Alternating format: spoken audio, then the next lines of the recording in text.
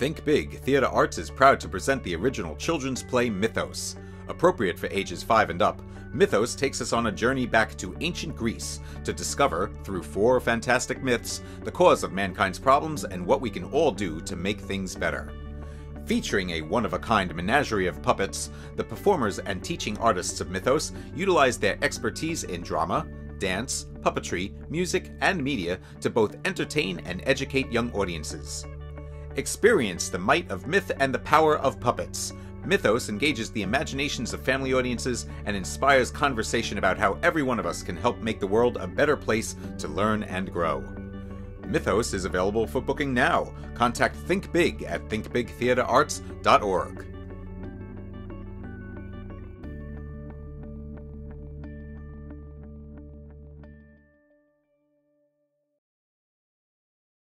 Okay, people, we got a show to do. Bring it in. All right. Okay. I got Frank and I got Suzanne. So Think Big is a theater arts company that's dedicated to arts and education. So what we do is we take artists that have a background in education and teaching, and we put them into schools where they partner with classroom teachers. And so a traditional classroom teacher will tell the teaching artist an area of the curriculum that they're working on and where their students might be looking to explore it more. And so what we'll do is we'll co-write that curriculum, and we can do it either with a workshop or we can do a longer residency, which is about 3 workshops or more throughout the school year. And so we'll take something the students are learning and we'll bring it to life through the performing arts.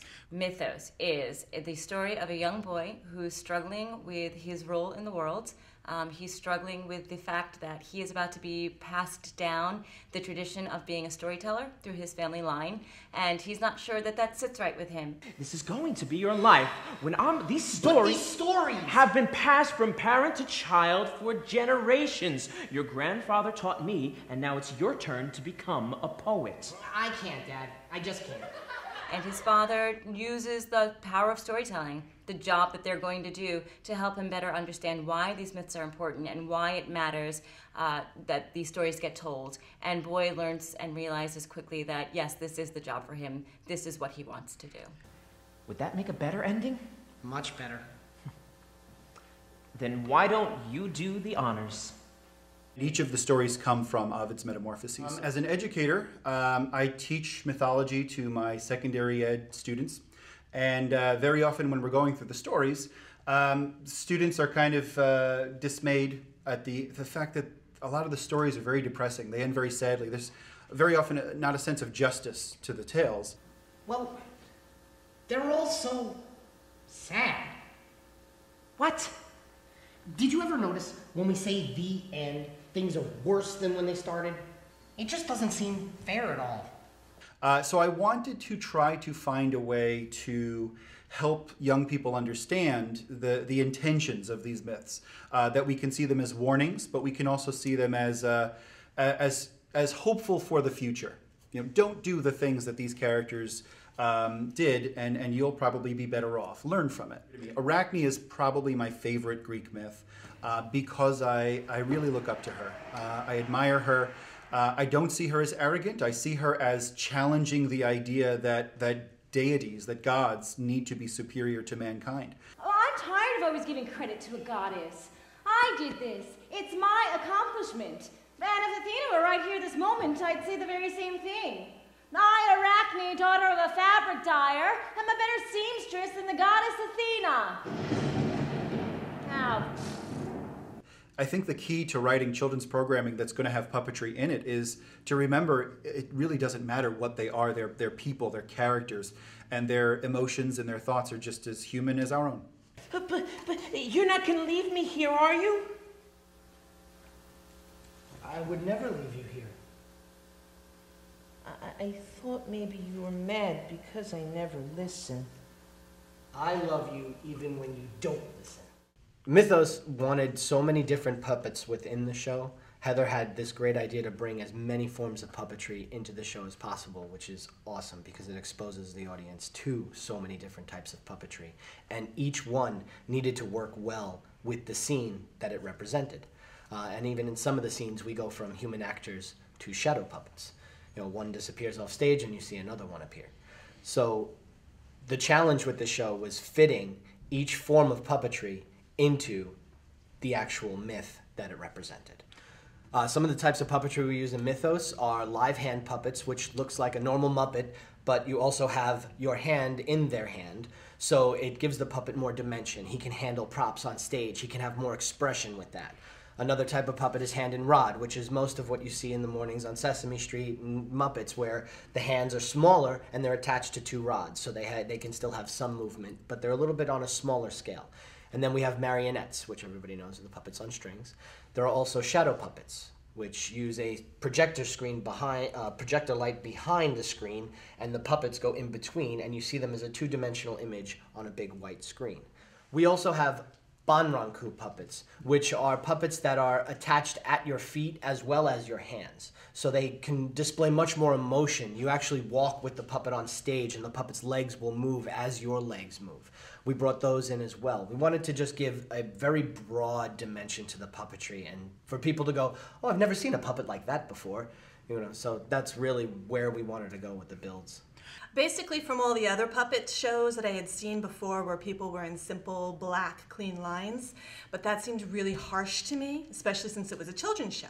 So I put everyone in grays. The grays keep them neutral, keep the puppeteers neutral as they're moving around the puppets, but it also keeps them in focus of the audience so that when you see them acting, you can still see them. They're bright, they're center. And you can just throw something else on top of the grays, like a shirt or a dress. Whenever I see the Greek temples, I see a lot of grays and whites, and I kind of wanted them to be the background for all the puppets in the action.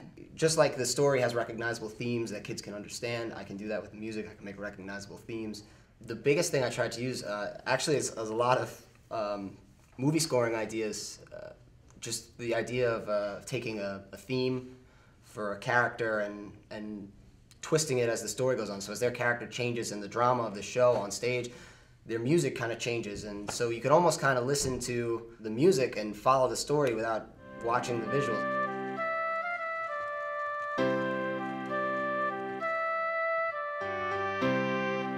I was accepted to be in the Think Big company, which was an honor, I have to say, to actually be the first non-human in the company.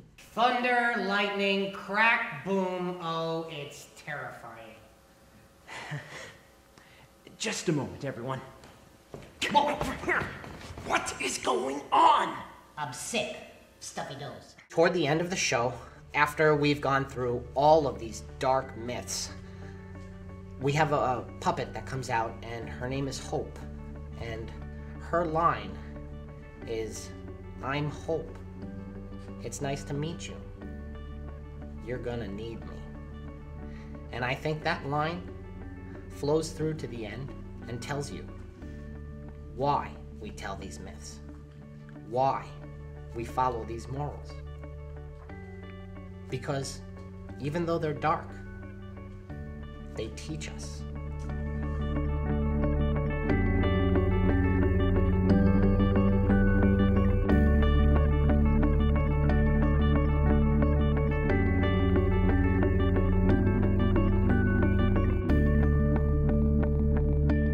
I would just say that this is a show that truly mixes some really delightful, humorous moments, but it's a meaningful show, it's an educational show, and it's genuinely a show that students, just children, that parents, that teachers really should see.